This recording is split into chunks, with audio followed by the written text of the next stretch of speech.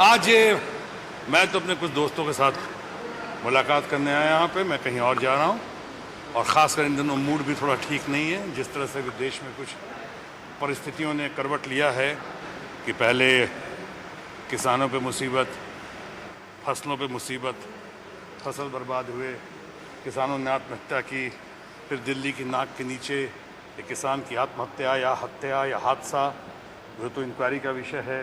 वो उसके बाद तवज्जो देते ही रहे उस पर कि बीच में इतनी बड़ी आपदा, ऐसा भूकंप, प्राकृतिक आपदा शायद सदियों में बहुत कम आई होगी, और ख़ासकर हमारे अपने वतन पे, हमारे अपने देश पे, हमारे हिंदुस्तान, और ख़ासकर हिंदुस्तान से ज़्यादा हिंदुस्तान सरीके हिंदुस्तान का भाई नेपाल पे, काठमांडू पे बहुत ही दर्दनाक रहा, बहुत ही चिंताजनक स्थिति में है। हालांकि मैंने सुना है कि पार्लियामेंट में इस पे काफ़ी बहस हुई है। बहस का लोगों ने अपना शोक और संवेदना पेश किया है, क्या करना चाहिए, क्या हो सकता है, इस पे बहस करने को तैयार हैं। साथ ही साथ सांसदों ने से अपील की गई है वो अपने 1 महीने का तनख्वाह देंगे। ये अच्छा है, बहुत अच्छा है, लेकिन बहुत कम है। मैं तो समझता हूँ कि मैं अपील भी करता हूँ आपके ज़रिए कि सरकार को इस बात पे विचार करना चाहिए कि हर सांसद जो है अपने MP लेड फंड से अधिक 25 लाख, 50 लाख, 1 करोड़ कम से कम वो दे इस फंड में, इस आपदा में, आपदा के लिए, इस प्राकृतिक आपदा, इस भूकंप के लिए, और ख़ासकर नेपाल के लिए, काठमांडू के लिए, और हमारे अपने बिहार और यूपी के लिए। जहाँ पे बिहार यूपी का इसलिए भी जिक्र किया कि ये प्राकृतिक आपदा का शिकार हम भी हुए हैं, और सबसे ज़्यादा शिकार हुए हैं तो बिहार में और यूपी में। सो इस चिंता की स्थिति में, ऐसी घड़ी में जहाँ हमारे लोगों को, और लोगों को, कॉरपोरेट्स को, समाज सेवी लोगों को, सबको सामने आना चाहिए, जितना ज़्यादा सेवा कर सकें, पानी के ज़रिए, बिजली के ज़रिए, पैसा के ज़रिए, या खाने पीने के सामान के ज़रिए, बिस्किट से लेके, कंबल से लेके, टेंट से लेके, सारी चीज़ों से लेकर, साथ ही साथ हर MP को मैं अपील करता हूँ आपके ज़रिए कि अपने अपने फ़ंड से मुझको मिला के कम से कम 50 लाख, 1 करोड़, 2 करोड़ जितना हो वो दें, और उस देने के ऐसा प्रावधान हो कि उसमें कोई रुकावट ना आए। हालांकि जितना बड़ा योगदान देंगे वो फिर भी बहुत छोटा होगा।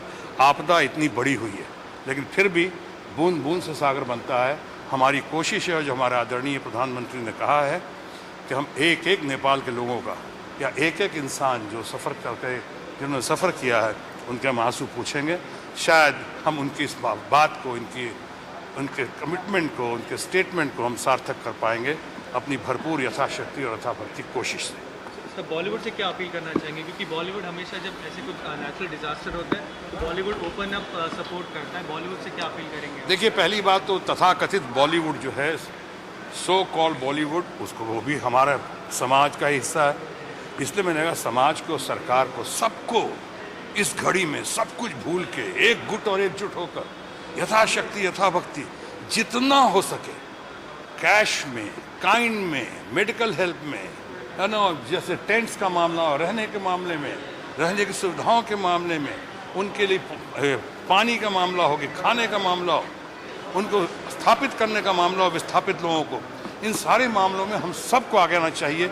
मैं समझता आज के दिन हमारा यही राष्ट्रीय कर्तव्य है, और हम प्रार्थना करते हैं, हमारी दुआ, कामना और शुभकामना, मनोकामना यही है कि उनको जल्द से जल्द उनको राहत मिले, और उनके शोक संतप्त परिवार को हम अपनी प्रार्थना अर्पित करते हैं। सर, एक आखिरी सवाल आपसे, आप और सोनाक्षी जल्दी ऑन स्क्रीन आने वाले हैं अकीरा में, तो कुछ कहना चाहेंगे? अभी इस वक्त नहीं कहना चाहूँगा, कि मैं उस पर पुनः विचार कर रहा हूँ कि ऐसा ना हो कि हमारे आने से लोगों में बहुत ज़्यादा उत्तेजना या बहुत ज़्यादा एक्सपेक्टेशंस हो जाएं, और एक्सपेक्टेशंस अगर होते हैं तो उस हिसाब से हमारे बीच में सीन्स हैं या नहीं हैं, कहाँ तक हैं, कॉन्फ्रंटेशन है, नहीं है, ड्रामा है, मेलोड्रामा है, और एक्सपेक्टेशंस कितना है, इन सब बातों पर विचार करने के लिए हमने अभी थोड़ा समय मांगा है।